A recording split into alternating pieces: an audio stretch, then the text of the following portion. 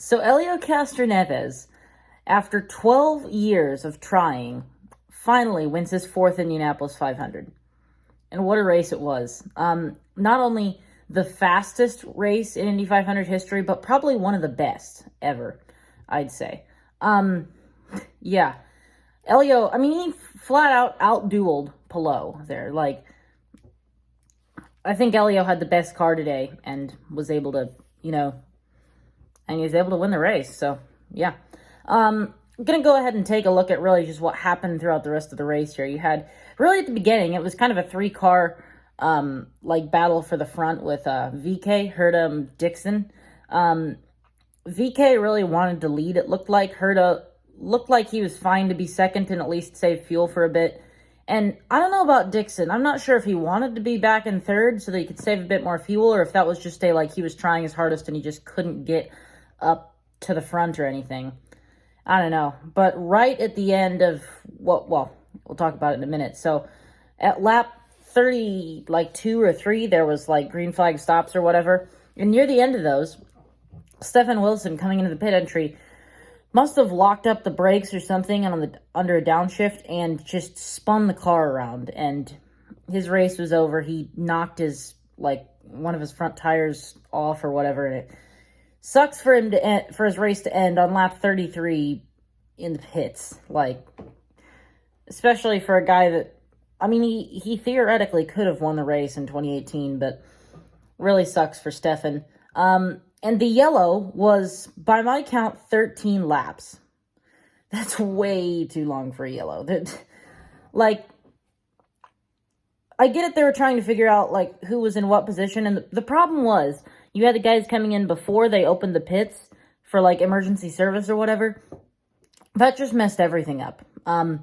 They had to figure out, the order, and there was guys coming in, every lap to top off fuel, and it just killed everything. And under the chaos of the first yellow flag, Alexander Rossi and Scott Dixon both stalled their cars. I'll have a video up of it here, but, they had to come in for emergency service because they were about out of fuel, and I guess they must have just stalled, and they weren't able to get those cars back going for a minute. They both went a lap down. Now, Dixon was actually quite close to going 2 laps down. They actually had to take the engine cover off to get the thing restarted because they had to just let some heat out. But Rossi actually just barely went a lap down, but he was never able to get back on the lead lap. Dixon was. Basically, it really sucks that Alexander Rossi, a guy who's always going to be competing for the wins in these races, his race was over on, lap 36. Because, this is Alexander Rossi's worst 500 to date, I'd say. Maybe not in terms of finishing position or, how many laps he did, but the fact that Rossi went a lap down on lap 36 and couldn't get that lap back through pit cycles or anything, just by the, luck or, lack of luck through yellows or whatever, he just wasn't able to get the spot back. And I guess it really sucks for him, but, that's just how it goes, and it really stinks that it ends up that way. So on the restart, the order was quite mixed up. There was guys I think it was Connor Daly and VK and Award or whatever, and Herrera, and then Helio. I don't know if that's in the right order, but it was quite a mixed up order just through everyone pitting and everything getting thrown off. And once Helio was up at the front, he actually was getting really aggressive trying to get further up. He had gone up and gotten close to taking the lead, I think. And Daly was also very fast. I think a lap or two after the restart, he had restarted third, I think, and he went up and took the lead 2 laps later, which is another thing I want to talk about, is how these restarts worked out. Because generally, you did not want to be first. You wanted to be second and probably even third if it was going to be more than a lap. Because the way it worked out was second would jump the leader, right off the restart. And then third place guy would jump the leader on the backstretch. And then the third place guy would come up and then take the lead, a lap later or whatever. It was kind of a weird way that it would work out. And I think eventually after the second restart, it cycled back to, the second restart, it was Helio, Elio, Award, and I think after about 10 laps or so, it cycled back to that, but like right on the start, if there was going to be a yellow and you went green with like 2 to go or something, you wanted to be third probably, or at least second. Yeah, so,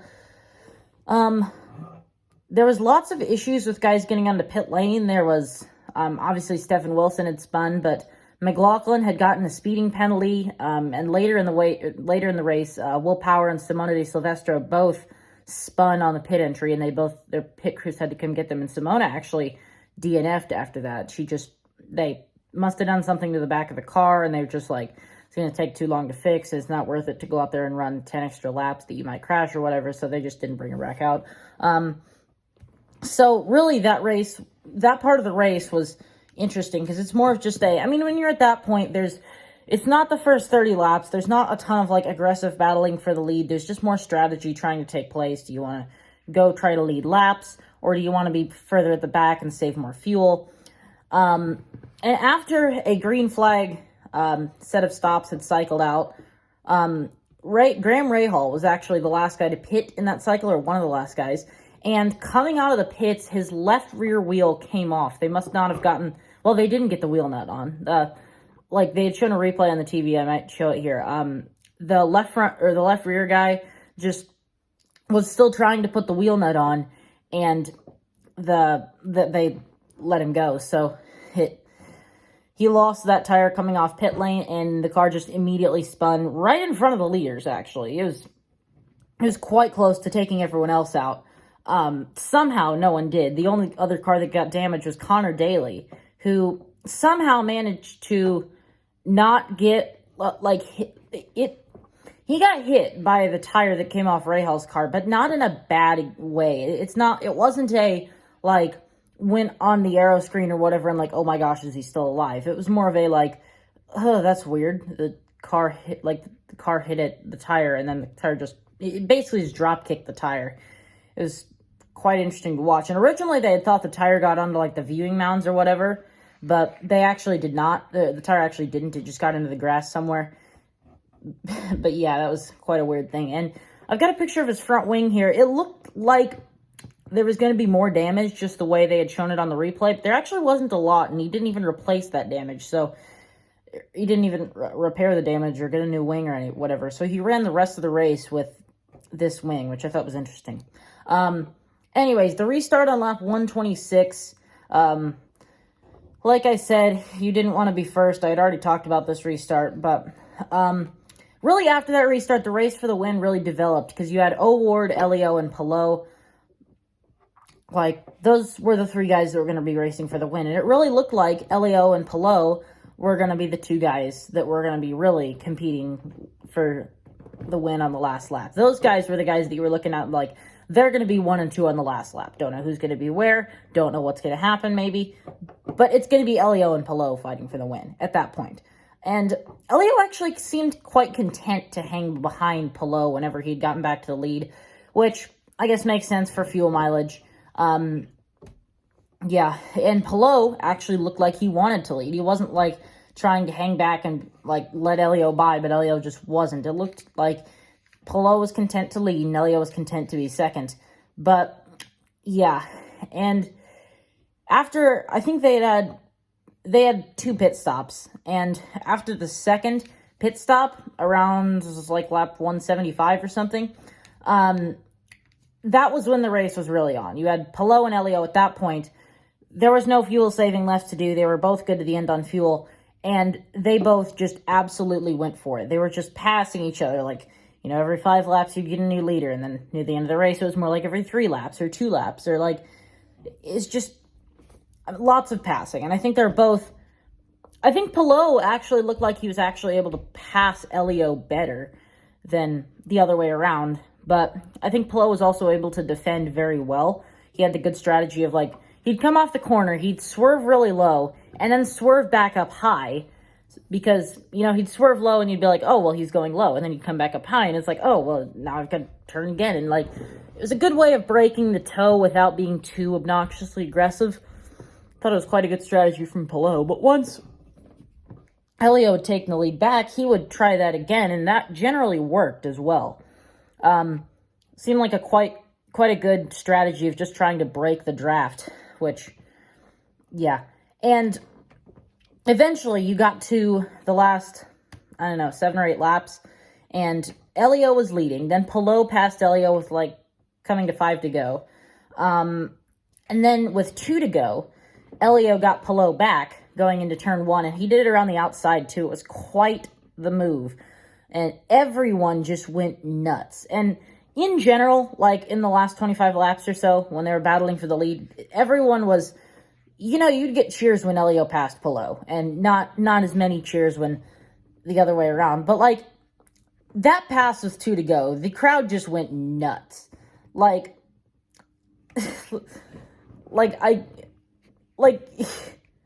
couldn't even hear the PA guys. Generally, if there's not cars in front of you, you can hear the PA guys when they're, talking or whatever. But you couldn't hear the PA guys. It was just loud, screaming. And I listened back to it on the TV broadcast, and you could, at some points, you could barely hear Lee Diffie over the crowd just screaming, which I think is cool. I mean, I think everyone in the stands knew what that meant for Helio at that point. He's been trying for that for so long. I haven't even watched IndyCar for all 12 of those years. I've only watched it for 7 or so, and it was just special. And it's all the more special for me as an Helio fan. I've been a fan of Helio since since the 2014 500, the second race I ever watched. But, I thought the race was cool. Helio did end up winning. He was able to hold off Palou for the last 2 laps. Actually, quite an interesting thing happened. With about a lap to go, they started to come up on this pack of about 10 or so lap cars, which I think might have actually helped Helio, because it looked like Palou was getting close enough that he could maybe try to make a run, and he just couldn't get there. The lap cars seemed to be, because, you could pass if you were first, second, or third or whatever. It did not seem like you could pass if you were 15th. And they were basically, it was like they were 15th in a pack. They just weren't able to pass. And Helio ended up, for that last lap, basically being able to hold on to the win. And again, everyone went nuts. You could, again, barely hear Lee Diffie over the crowd screaming. And you could hear, on the onboard cameras, the crowd screaming. That's not a thing you can generally hear that often. It was just obnoxious. So, Helio gets his 4th win. I'm going to go ahead and talk about some other results stuff here. So, I've got the results pulled up here. Obviously, second, Palou. I think Palou deserved... Palou fought very hard with Helio. He was obviously very close to winning. I think Palou deserves to win one of these at one point. He looks like he's probably going to. I think... Yeah, Palou's going to win one of these one day. Simon Pagenaud, third. Quite quiet, actually, throughout most of the day. And then around, lap 125 or something, they're like, oh, Simon Pagenaud, 7th. And I'm like, what? For the first 100 laps, it was like, you didn't even realize he was there. And then all of a sudden, he's 7th. And then after a cycle of pit stops, he's 5th. And then after the last cycle, he comes out 4th, close enough to the leaders that, you were starting to wonder, could Pagenaud be a legitimate factor here? Quite a good race for Pagenaud, coming from, 28th or something? 4th, Pato O'Ward. Really, he was the third of the 3 guys that were competing for the win. Probably had the lowest chance of it, but good day for Pato O'Ward. Again, he'll win one of these one day. He's seeming like he's very good at ovals. He's not seeming like a road course guy, which is, I guess, good for, what you generally think of as, the guy who's signed to the Red Bull driver program, generally you'd think of him as a road course guy, but his only win is on ovals. So, quite good for Pato. 5th, Ed Carpenter, another guy that you really didn't hear much about all day. I don't even know how he ended up here, how he had fallen back quite a bit, probably just got cycled out of the front in the first couple stops or whatever. Yeah, good day for Ed Carpenter, I guess. He was able to climb his way back up through the field. Yeah, good day for Carpenter. 6th, Santino Ferrucci. I don't think ever they said anything about Santino in the TV broadcast. I didn't even realize he was 6th here. That was actually quite interesting to find out that Santino was 6th. Highest finishing Rahal car. I mean, Sato was, if he could have stretched it an extra 5 laps, he might have won the thing. And Rahal spun, and I think if Rahal hadn't spun, he probably would have been competing for the race win. But, I don't know. Good day for Santino. 7th, Sage Karam. Quite a good day for Sage. 7th place is good for the Dreyer Reinbold team. That's his best finish ever. I think it was like 9th or something was his best finish before that in 2014. But this is Sage's best finish. First time in a while he's been, like, actually, like, on the lead lap, not crashing or whatever. Good day for Sage. 8th, Rinus VK. The finish is quite a disappointment for Rinus because I think, at least at the beginning of the race, it looked like it was going to be Rinus, Colton, and Dixon fighting for the win, and then Dixon had the pit stop issues, but then it looked like still Rinus and Colton were up there.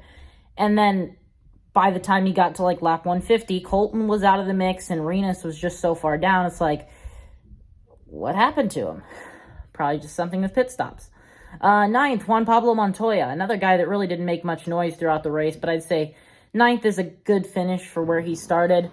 10th, TK, quite a disappointment for Ganassi standards just in general for the 500, but this really wasn't, I mean, aside from Alex Palou, this wasn't a good race for Ganassi in general. I mean, Erickson was 11th, Dixon was 17th. Like, again, aside from Palou, who didn't even win the race, he was competing for the race win but didn't win. It's quite a disappointment for Ganassi in general, but I'd say Kanaan is the second best Ganassi car. I'd say it was a fine day for Kanaan. He probably wanted to do better, but it's fine. 11th, Marcus Erickson. This is his first 500 finish. Yeah, I'd say, that's an okay day for Erickson. He lost like 3 spots or something from where he started, but it's not terrible. 12th, Joseph Newgarden. He wasn't a factor this year. He flat out wasn't. He wasn't anywhere near the front. I think there was some times where he was kind of near the front with pit stops, but like it wasn't a Newgarden was anywhere near the front legitimately. Connor Daly was in the front in the middle of the race, but by the end, it was just, he was further back. He must have gotten something happened to him on pit stops or something. Daly finished 13th. Sato was 14th. Now, again, I talked about he could have won the race if it wasn't for his strategy just not working, and he was like 4 or 5 laps short on fuel. Not exactly a good follow-up race from his 2020 race, but Sato finishes 14th. 15th, JR Hildebrand. For a Foyt car, this isn't bad. I'd say that's an okay finish for JR. 16th, Colton Herrera. That's probably a disappointment for him. Obviously, he started 2nd. He just hasn't had an opportunity yet, it seems like, to go out there and try to compete for a 500 win or even a good finish in the 500. I think he finished like 7th or something, 7th or 8th in last year's race. 17th here. I'm sucks for Colton, but like he just wasn't close. Did I say 16th or 17th? He was 16th. Another guy on the front row, Scott Dixon. Obviously, he won the pole, and 17th wasn't a good follow-up, though a good recovery drive from being 32nd at like lap 40. So I'd say from the starting position, not great for Dixon, but if you're talking about how he performed like compared to his race at like lap 50 or something, that's good improvement for Dixon. 18th, Jack Harvey. Obviously, he's going to be disappointed because his teammate won the race and he wasn't even close. 19th, Marco Andretti. There wasn't really much of a threat to break the Andretti curse or whatever, but 19th for Marco. He wasn't much of a factor at all. And 20th, Scott Mclaughlin. For his first race, not exactly great, though he is still Rookie of the Year, because Pietro Fittipaldi was 23rd. I'd say it was okay for Scott. He might have been up there if it wasn't for a pit speeding penalty at, like before the lap 119 yellow. I don't exactly know what lap it was, but if it wasn't for that speeding penalty, he might have had a better shot, but just wasn't exactly a good day for Scott. Other guys down here, you've got Hinchcliffe 21st, Hunter Ray 22nd, Pietro Fittipaldi 23rd. I think that's fine for Pietro. Bourdais 24th, Kellett 25th, Chilton 26th, Rosenquist 27th. He had the strategy. He had to pit with like 6 to go and then got a speeding penalty after that. So really not a great day at all for Rosenquist. Ed Jones was 28th. Rossi's going to be mad. He was 29th. He was just never able to get his lap back, and that really was what ended up biting him. He just couldn't get that dang lap back. 30th, Will Power. Didn't finish much better than he started. Yeah, he's actually last of cars that finished the race, 2 laps down, which probably had something to do with the fact that he spun on pit entry and they had his crew had to come get him and then walk him back to his box and then turn his car around and then pit him. That probably got him 2 laps down itself. 31st, Simona actually ended up getting out of the race, crashing on pit entry, but there wasn't any yellow or whatever. It was on lap 180 or something.